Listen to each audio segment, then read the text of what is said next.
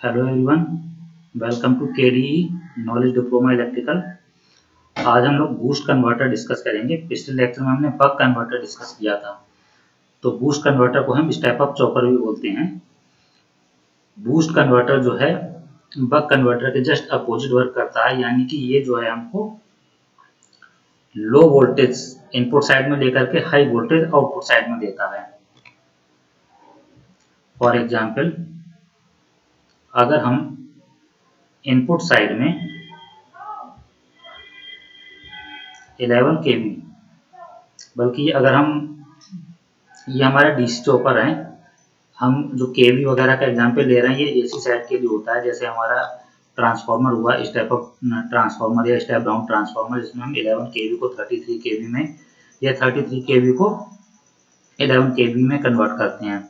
यहाँ पर हमको डीसी वोल्टेज की बात करनी है तो हम छोटी वैल्यू को लेकर के एग्जाम्पल लेंगे तो ज़्यादा बेटर रहेगा। जैसे हमने यहाँ पर इनपुट साइड में 12 वोल्ट लिया और आउटपुट साइड में हमने 25 वोल्ट मिला हमको, तो इसको हम बोलेंगे बूस्ट कन्वर्टर।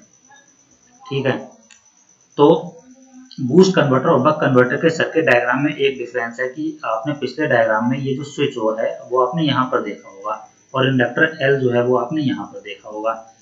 तो ये जो कॉम्बिनेशन चेंज करने से ही बक कन्वर्टर जो है बूस्ट कन्वर्टर में कन्वर्ट हो गया। तो इसकी वर्किंग हम समझते हैं कि इसमें भी दो कंडीशंस होंगी, या तो ये हमारा जो सी एच जो हमारा थायरिस्टर है या तो ये ऑन स्टेट में होगा या ऑफ स्टेट में होगा।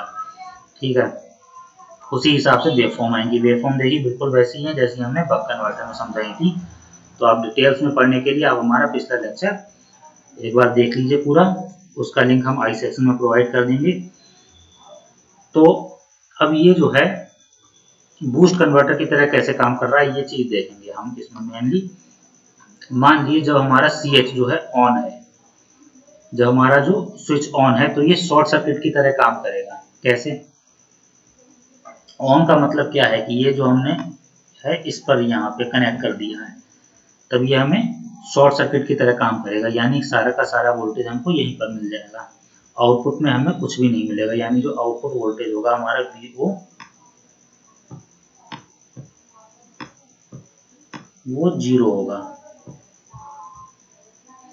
आउटपुट वोल्टेज जीरो होगा और अगर यहाँ से देखा जाए तो वी एस और वी एल जो है क्या हो जाएंगे,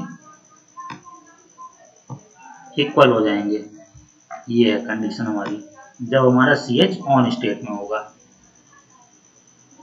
दूसरी कंडीशन जब हमारा ये सी एच जो है ऑफ स्टेट में होगा।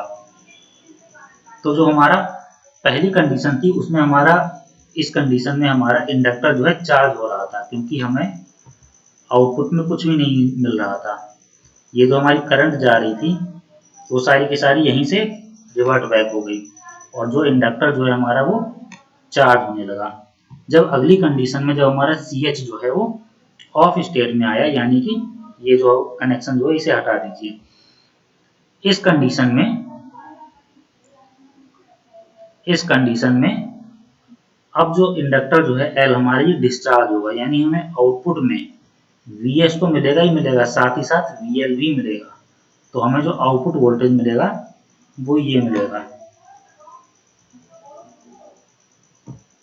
VO equal to V S plus V L, यानी ये एक किन्हीं दो वोल्टेज का सम मिल रहा है हमको। जब हम इसके एवरेज आउटपुट वोल्टेज की बात करते हैं तो ये फॉर्मूला ड्रा होके आता है, VO equal to V S upon 1 minus T. और हमने पिछले लेक्चर में आपको बताया कि जो डी की वैल्यू है वो 0 से 1 के बीच में लाई करती है। अब डी की वैल्यू कोई भी रख लीजिए आप 0 से 1 के बीच में, और उससे अगर आप वी एस को डिवाइड करेंगे तो डेफिनेटली वी एस से वैल्यू ज़्यादा आएगी, यानी ये वैल्यू जो है वो ग्रेटर देन हो जाएगी हमारी वी एस से। और वी एस हमारा क्या था, इनपुट वोल्टेज, यानी आउटपुट जो है हमारा ग्रेटर देन वी एस आ रहा है। तो ये हमारा किस तरह का चॉपर हो गया,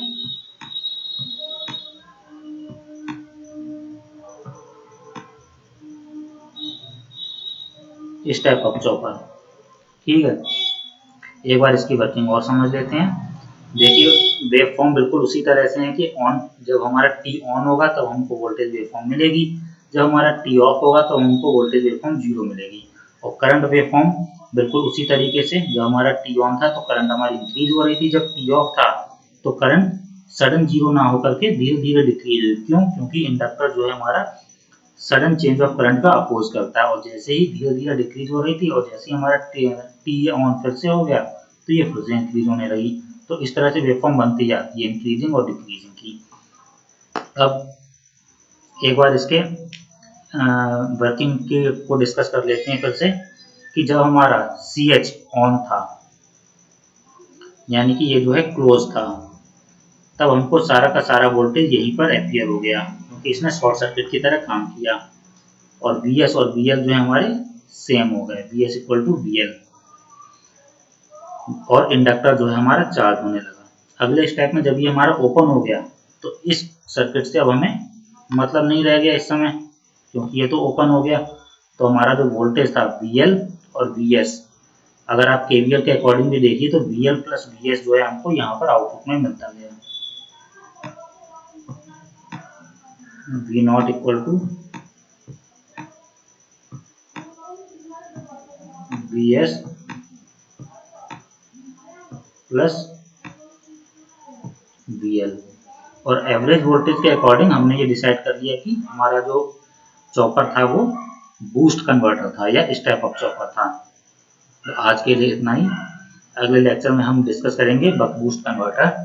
ये एक और टाइप का कन्वर्टर होता है। वैसे बेसिकली हमने आपको स्टेप अप और स्टेप डाउन कन्वर्टर बताएं जैसे ट्रांसफार्मर में होते हैं, लेकिन और भी कई सारे क्लासिफिकेशंस होते हैं बूस्ट कन्वर्टर के, बट वो बीटेक लेवल में होते हैं।